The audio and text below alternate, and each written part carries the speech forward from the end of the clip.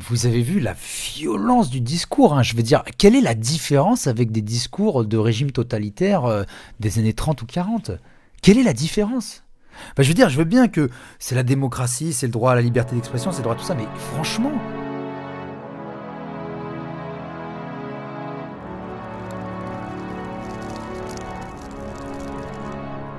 Bienvenue dans ce nouvel épisode de la revue de vue, avec Éminent Stream et son éminente revue d'actualité. Donc, je vous rappelle le principe du format. On va regarder ensemble un zapping de la chaîne YouTube Vue qui donc cumule des extraits passés à la télévision durant les dernières 24 heures, qui en fait un petit montage rigolo ou intelligent, et on va réagir du coup sur certains sujets, notamment pour apporter parfois des contre-discours, des nuances, ou pour dire que en fait non, la vie c'est pas si simple, parce qu'ici on a des esprits solides et parce qu'on veut des conversations solides, donc on se base sur des faits et des choses solides, et puis du coup on va essayer d'améliorer notre perception du monde comme ça. Donc allons-y. Donc ça c'est le vu du 16 octobre 2024 et le titre c'est l'affaire Mbappé. J'y connais rien en foot, j'ai aucune culture footballistique, d'accord. Je suis un footix. Je suis même pire qu'un footix.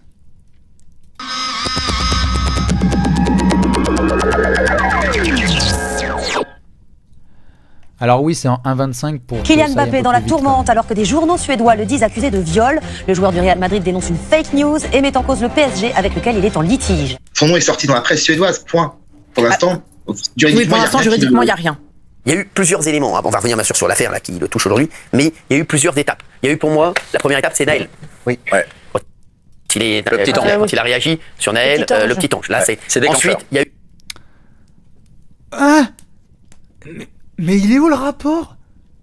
Il est où le rapport?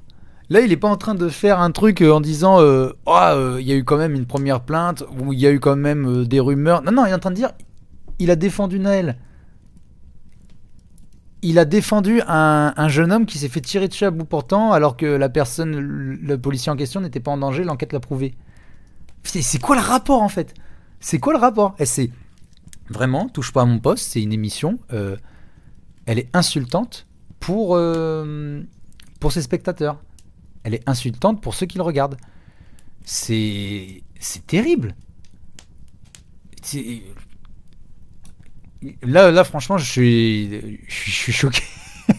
Je suis choqué. Je vois pas le rapport.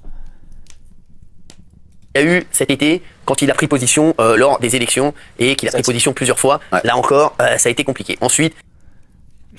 Waouh, ça a été compliqué parce qu'il a pris position contre le RN.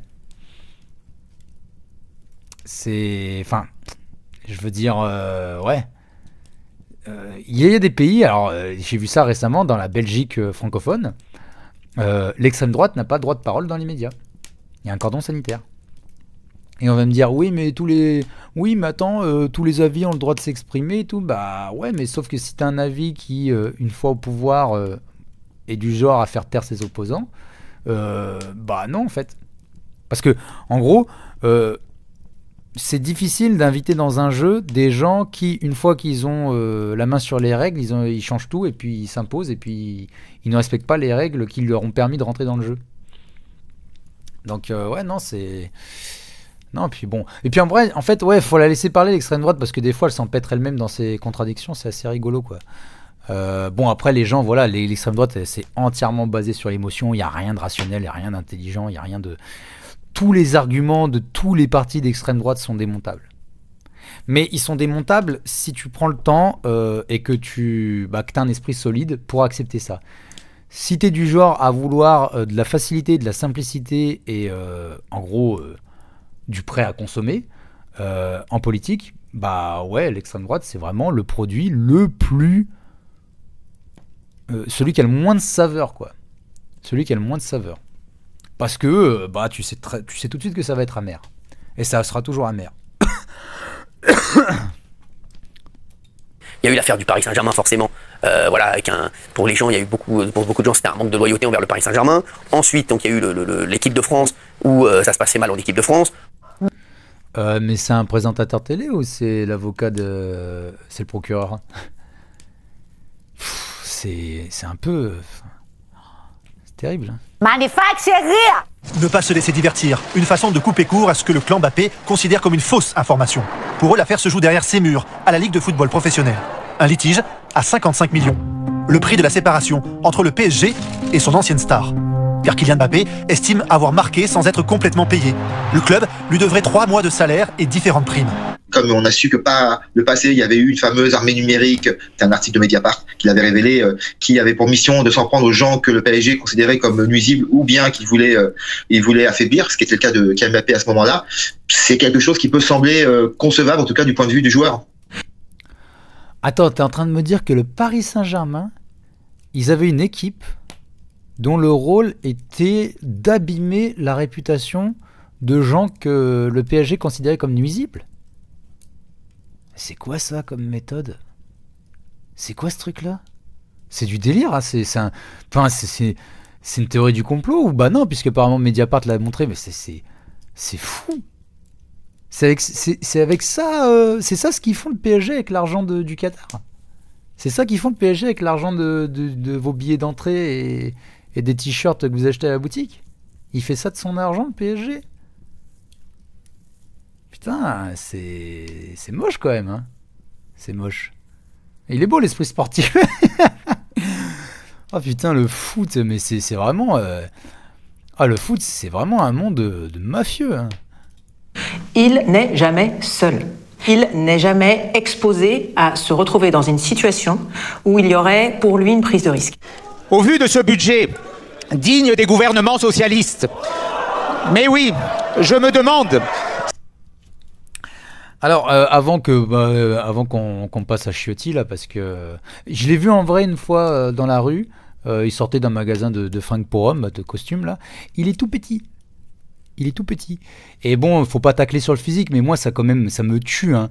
Ça me tue qu'un type comme ça, avec une carrure de solide comme ça, ait autant de pouvoir et autant d'influence, et surtout ait autant de gens qui le suivent, quoi. Parce que, putain, ce mec a trahi son parti historique pour sa place, hein.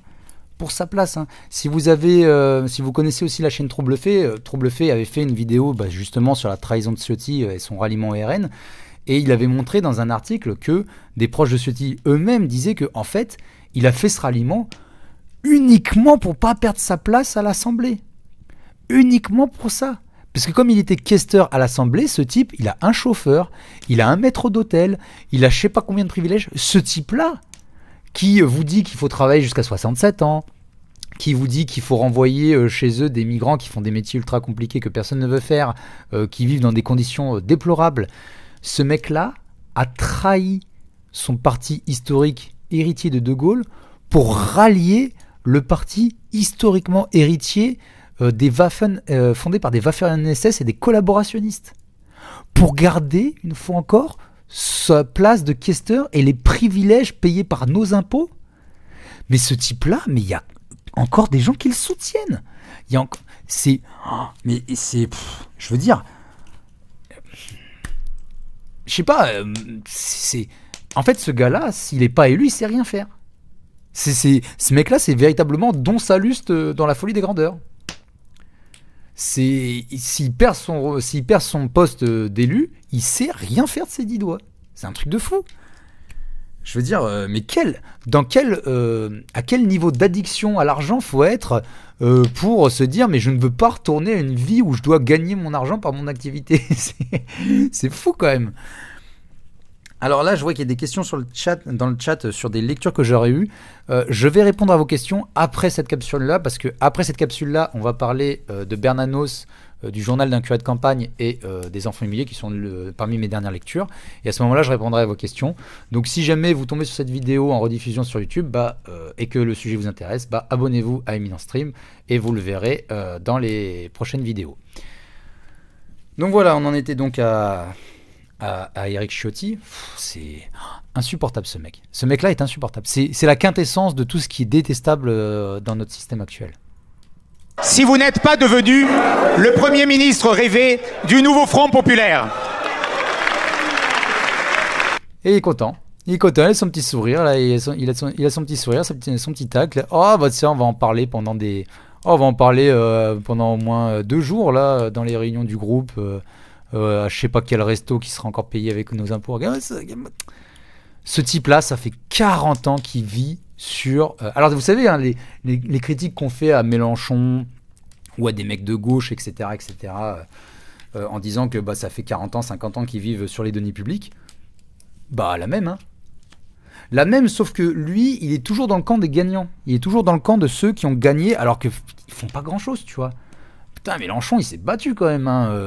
Il a quand même réussi à maintenir une certaine idée de la gauche qui était de plus en plus phagocytée par le PS, qui est une gauche molle, hein, qui est une gauche de façade, hein.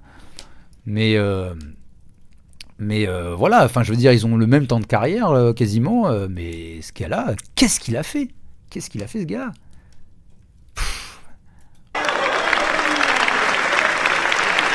Ça veut dire quoi ça? Là j'ai envie de pleurer. Là j'ai vraiment envie de pleurer. Ça veut dire qu'en fait je suis dans un château d'hypocrites. Ça veut dire que mes frères qui ont été sauvés n'ont même pas fait campagne pour moi. Ah, vous voyez, comme ça je vous disais que le montage de vue il était bien, il était un peu partisan, un peu militant. Bah voilà, c'est ça, tu vois. C'est comme ça que vu, c'est pour ça que c'est intéressant à regarder. Michel Barnier espère qu'une commission d'enquête dira la vérité sur le dérapage du déficit public. En tout cas, le feu vert a été donné. Les députés vont pouvoir enquêter sur la question. Pour éteindre toute polémique, l'Élysée, l'Assemblée nationale et le Sénat ont fait savoir ce matin qu'ils renoncent à la hausse de leur dotation qui était initialement prévue pour l'an prochain. L'AME, c'est Alors, il y a quelqu'un dans le chat qui me demande c'est quoi l'extrême droite selon toi? Si l'on se réfère à la révolution de 1789 et à la séparation qui s'est faite dans l'hémicycle et de son évolution, il m'est impossible de classer le RN dedans. Tout comme aujourd'hui, les gens qui me disent que le PS c'est un parti de gauche, je leur dis non. Si pour toi le RN c'est pas quelque chose d'extrême droite, c'est normal, puisque ce qui représente le plus l'extrême droite aujourd'hui de manière historique, c'est Reconquête. Reconquête, c'est vraiment la partie radicalisée du RN.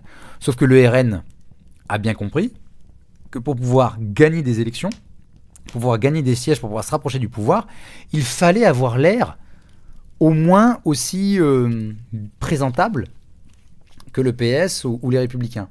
D'ailleurs, tu auras peut-être remarqué que ça fait depuis le 7 octobre 2023, donc depuis l'attaque terroriste du Hamas sur Israël, sur des civils israéliens, LFI a été considéré comme étant encore plus extrême que l'extrême droite. Et ça fait partie aussi de la stratégie globale qui est de dire, non seulement, on l'a vu dans le zapping précédent avec les libéraux autoritaires, mais non seulement les LR se font de plus en plus phagocytés par le RN, parce qu'au final, le RN veut passer de plus en plus pour les LR, mais en y ajoutant des critères immigrationnistes. Et les LR, qui ont perdu sur ce terrain-là, qui avaient été entamés par Sarkozy, mais qui ont perdu de plus en plus de ce terrain-là, sont obligés de prendre de plus en plus des idées du RN pour continuer d'exister. Le problème fondamental, c'est que l'électorat de droite est un électorat qui a profondément besoin de l'immigration pour exister. Parce que l'électorat de droite, c'est pas des petits travailleurs, c'est pas des petits propriétaires, c'est pas des prolétaires. L'électorat de droite, c'est des bourgeois de province, des retraités aisés, des gens qui gagnent des 3, 4, 5, 6 000 euros par mois, qui ont une vie, qui payent beaucoup d'impôts, d'ailleurs qui s'en plaignent en disant faut moins d'impôts, faut moins de trucs, faut moins de taxes, etc. Mais qui, pour faire tourner leurs entreprises, ont souvent recours à une main-d'œuvre pas chère. Et d'ailleurs, ils luttent pour maintenir un niveau de vie pas cher. Alors ils se plaignent parce qu'il n'y a pas assez de clients, il n'y a pas assez de consommation, mais en même temps, ils ne veulent pas augmenter les salaires. Donc bon. Et ils disent oui, mais si on augmente les salaires, on va augmenter les cotisations, etc. Mais alors une fois encore, hein, moi les gens qui me disent je paye trop d'impôts, il y a une solution. Vous vendez vos actifs et vous redevenez salarié. Vous vendez vos actifs, vous redevenez salarié, vous paierez moins d'impôts là. Et salarié à 2000-2500 net. Hein. Vous paierez déjà moins d'impôts. Vous voulez le faire? Non, vous ne voulez pas le faire parce que vous avez beau vous plaindre, vous êtes dans une meilleure situation économique et financière que la plupart des travailleurs. Donc arrêtez ces discours-là. Et ensuite, pour en revenir, oui, voilà. Par exemple, un type qui possède 3, 4, 5 restos, un couple qui possède des gîtes où il y a besoin de main-d'œuvre pour changer les draps, pour changer tout ça. Bon, bref. Les bâtiments du BTP, toutes les entreprises du BTP où il y a des sans-papiers qui travaillent dans la logistique, dans les cuisines, dans les entrepôts, tous ces métiers-là où il y a besoin de main-d'œuvre tournante, ça les arrange très bien d'avoir des main-d'œuvre pas chères qui font des extras. Je veux dire, c'est bon, quand il y a de l'activité, quand il y a du truc, t'es même prêt à payer l'amende. Parce que si au final, tu fais un chiffre d'affaires qui est fantastique, tu te fais choper et que donc tu te prends une amende de quelques milliers d'euros, tu te dis bon bah ça me fait mal aux fesses, mais bon vu le chiffre que j'ai fait, ça passe. Puis en plus bon on va pas me foutre en prison pour ça quoi. Je veux dire au bout d'un moment ils ont pas que ça à faire non plus les cours de justice. Donc en fait l'électorat de droite a profondément besoin d'une main d'œuvre pas chère et en même temps elle a besoin d'une image de dire ah on n'est plus chez nous, on n'est plus machin, on n'est plus tout ça. C'est le paradoxe profondément ancré de toute la droite économique. Et bon. Un encouragement à la clandestinité. Quand je vous dis, on aide tout le monde sauf les Français, c'est le slogan de ce pays. C'est-à-dire vraiment, j'ai trouvé un nouveau slogan. La France, le pays qui aide tout le monde sauf les Français. J'ai trouvé ce slogan aujourd'hui, je suis très fier de moi. Je trouvais ça dans la voiture. Parce que vous en pensez. Oui, les talibans revenus au pouvoir il y a 3 ans après le départ des Américains veulent renouer avec une vieille lubie. J'ai pas bien saisi. À la hausse. France, le pays qui aide tout le monde sauf les Français. J'ai trouvé ce slogan aujourd'hui, je suis très fier de moi. Je trouvais ça dans la voiture. Une fois encore, hein, je l'ai dit dans la revue précédente, mais je vais le remettre dans ce montage-là, ce type-là a des salariés dont il ne déclare pas les cotisations aux assurances, à la sécurité sociale ou à la retraite. Je vais vous remettre l'extrait. À se mentir, aujourd'hui, le plus gros problème, c'est le problème de la sécurité sociale. Les mecs, aujourd'hui, je le dis. Là, on a une fiche de paye où il y a 0 contribution sociale. Le salaire est un salaire net. Le salarié n'est déclaré nulle part. Là, en l'occurrence, pour Monsieur Hanouna, qu'est-ce qu'il gagne? Il récupère la moitié du salaire qu'il devrait payer. C'est peut-être pas 50%, mais c'est peut-être au moins 30% minimum. Ça tourne, et ça rentre pas. À un moment, les mecs, on va dans le mur. Le salarié n'est déclaré nulle part. À un moment, il faut prendre des décisions très fortes. Je suis désolé. Ce type-là brasse des dizaines de millions à des gens pour s'occuper de sa baraque et de son yacht, et il ne les rémunère pas comme il est censé les rémunérer. Il ne participe pas à l'effort national, ce type. Et après, il va vous dire à vous, là, les types qui avaient perdu vos emplois, qui avaient perdu du salaire, qui avaient perdu de l'activité, qui avaient perdu tout un tas de trucs, que vos ennemis, c'est pas ces mecs-là qui gagnent des millions sur votre dos et qui déclarent rien pour pas payer d'impôts, mais c'est les mecs qui ont juste assez d'aide pour pas dormir dans la rue et pour pas crever de faim. Vous voyez, on en est qu'à 3 minutes et pourtant il y a tellement à dire. Parce que vous en pensez. Oui, les talibans revenus au pouvoir il y a 3 ans après le départ des Américains veulent renouer avec une vieille lubie qu'ils avaient déjà fait appliquer lors de leur premier règne entre 1996 et 2001, l'interdiction de diffuser par tout moyen des images d'êtres vivants, hommes, femmes, animaux, par photo ou vidéo, à la télévision et sur les réseaux sociaux.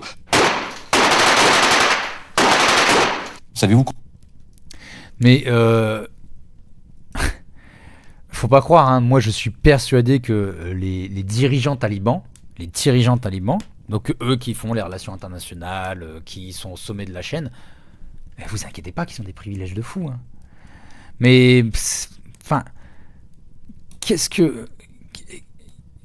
en fait, ils ont pas envie de développement, ils ont pas envie de trucs. Et je veux dire, ils y croient vraiment à ça? Ils y croient vraiment à ça? Je veux dire, pour eux, ça vaut le coup. Ils sont tellement sûrs de ce qui va se passer à leur mort qu'ils se disent, bon, de toute façon, on s'en fout ici, on peut même vivre entre... Enfin, les mecs peuvent vivre en confinement permanent. Ils sont persuadés qu'à leur mort, ils auront droit à n'importe quoi. Enfin, c'est... Je sais pas, hein, c'est... Moi, franchement, c'est quelque chose, faudrait pouvoir l'analyser au scanner IRM, hein, ces mecs-là. Faudrait les passer au scanner IRM, et leur faire écouter de la musique, leur faire écouter des trucs, puis après leur faire écouter des sourates chantées, là, pour voir un peu comment le cerveau réagit, parce que ça doit être extrêmement intéressant à étudier, quoi. C'est fou.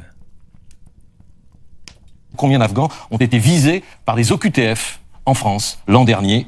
3790. Cela fait évidemment 3790 décisions non exécutées et heureusement, mais aussi 3790 OQTF ineptes. La France devrait pouvoir offrir l'asile à quelques milliers d'Afghans persécutés. La Commission européenne souhaite faciliter les expulsions de migrants en situation irrégulière. Annonce de sa présidente Ursula von der Leyen dans une lettre hier envoyée aux 27. À propos des immigrés, il a dit la phrase suivante, que je vous livre.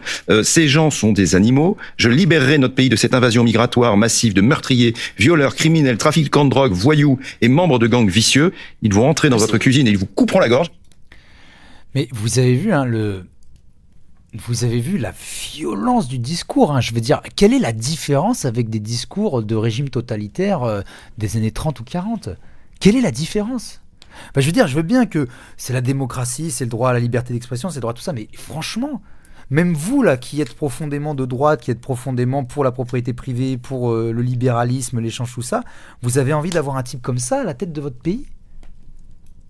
Mais pour moi, des pays comme ça, où ils se disent toute la partie la plus basse et la plus marginale de la société, on va d'une certaine manière solutionner, pour utiliser un terme un peu ambigu, on va solutionner le problème. Donc on va les redispatcher dans d'autres pays, etc.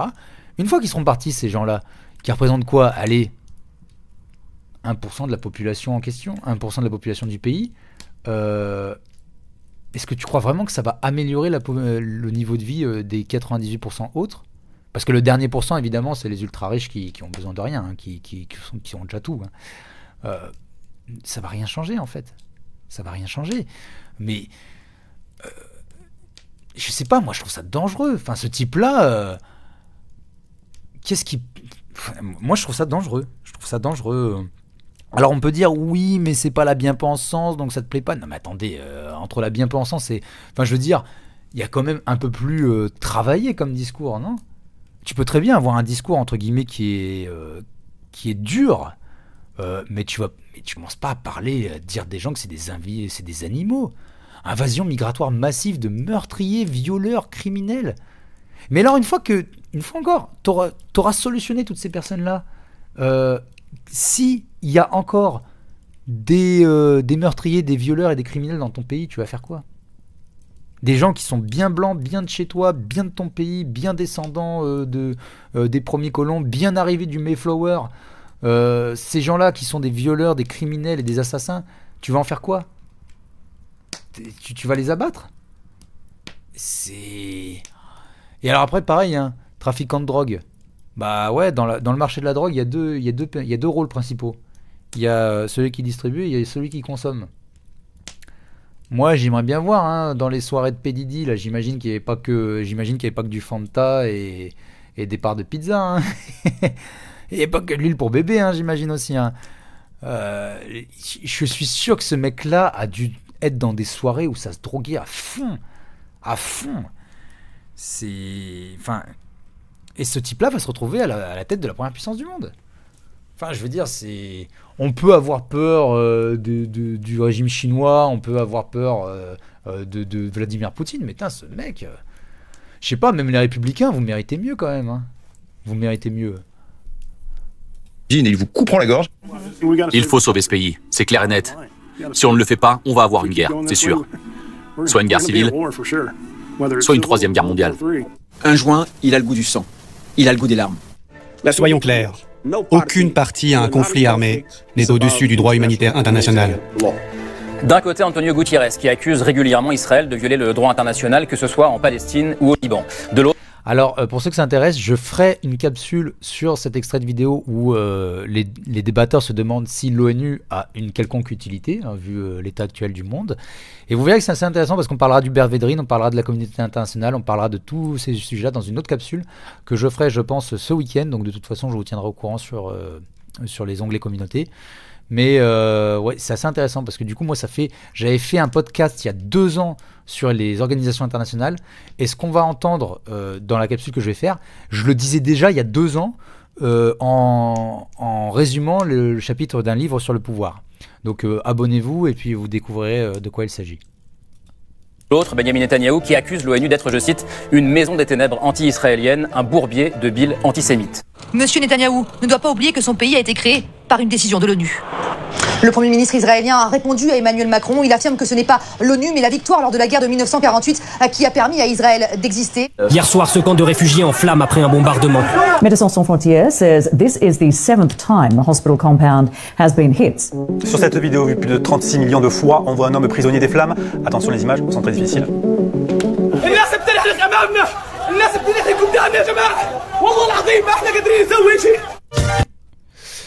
Vous voyez, des fois, il y a des faits divers en France, par exemple des accidents de voiture, des braquages de banques, des choses comme ça. Et quand vous allez interroger les gens qui ont assisté à la scène, il y en a beaucoup, ils sont choqués. C'est vraiment parce que c'est l'irruption dans leur quotidien d'une réalité extrêmement violente, d'une réalité du monde qui est comme ça. Mais nous, en France, on n'est pas habitué à ça. Je veux dire, moi-même, demain, j'assiste à quelqu'un qui se fait renverser en voiture, quelqu'un qui, deux bagnoles qui se percutent, ou quelqu'un qui se fait frapper, enfin une bagarre où il y a trois types sur un autre qui sont en train de le massacrer. Bon, si on est à plusieurs, on va intervenir. Si je suis tout seul, bah, je vais appeler la police. Mais c'est quelque chose qui est profondément rare, voire même absent de la plupart de nos vies, et donc on n'a pas conscience, quand on regarde les infos, quand on regarde tout ça, on n'a pas conscience de l'impact de la réalité de cette violence. Et là, vous avez des images où c'est un pays et une population qui, depuis plus d'1 an, subit ça quasiment au quotidien. Au quotidien. Sur ma vidéo dont je vais faire sur ma chaîne principale, là, qui va arriver dans quelques jours, je parle aussi du déni de cette réalité-là par certaines personnes, et comment le déni en politique est profondément inhumain, d'une certaine manière. Si vous assistez à un accident dans votre vie et que ça vous perturbe, imaginez pour des populations qui vivent ça mais depuis des mois et des mois, qui ont perdu des proches, qui ont perdu leur foyer, qui ont perdu tout ce qui... leurs souvenirs, ils n'ont plus rien, et ils savent même pas où ils vont. Ils savent même pas où ils sont, ils n'ont pas d'autres ressources. Ils ont tout perdu. Franchement, c'est... Faut encore, ça me prend en trip, hein.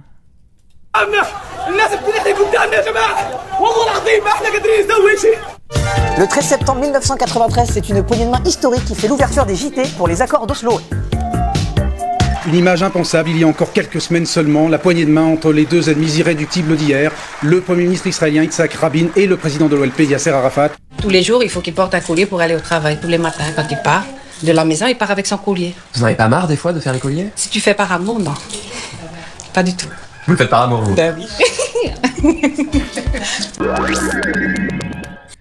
Ah, voilà un peu de beauté pour terminer le zapping. Bon, j'espère que ça vous a plu, j'espère que vous avez appris quelque chose. Alors, si vous aimez apprendre des choses, n'hésitez pas à découvrir la chaîne principale Éminence Grise, sur laquelle je parle, par exemple, du fléau du clientélisme, du concept de coup d'État, l'art de la fausse générosité avec la fondation Bill et Melinda Gates. On a également des épisodes sur comprendre le pouvoir, avec le pouvoir policier, violence policière ou violence du pouvoir, Umberto Eco, Michel Foucault, Anne Jonas, l'esprit du macronisme de Myriam Von Paul Nizan, enfin bref, n'hésitez pas à découvrir, il y a vraiment beaucoup de contenu, donc allez-y en courant, et allez apprendre tout ce qu'il y a à apprendre pour avoir un esprit solide. Et vous pouvez toujours me suivre sur Eminence Stream également, où je sors des vidéos un peu plus, partisane, mais parce que au bout d'un moment, quand je vois des choses qui vont pas dans mon pays ou dans le monde, j'ai envie de réagir dessus, et j'ai envie de vous montrer que c'est beaucoup plus complexe que tout ce qu'on a envie de nous montrer. Vous pouvez très bien ne pas être d'accord, hein, et moi je serais d'accord avec le fait que vous soyez pas d'accord, mais après il faut avoir des arguments, et puis des fois je réponds en commentaire, hein, parce que y a des fois j'écris des pavés, mais peut-être qu'un de ces quatre on arrivera à mettre en place des échanges via Discord, et moi j'aimerais bien, s'il y a des gens que ça intéresse, on le fera. Mais il faut que je reprenne le rythme. Donc voilà, je vous souhaite d'excellentes lectures et je vous dis à très bientôt.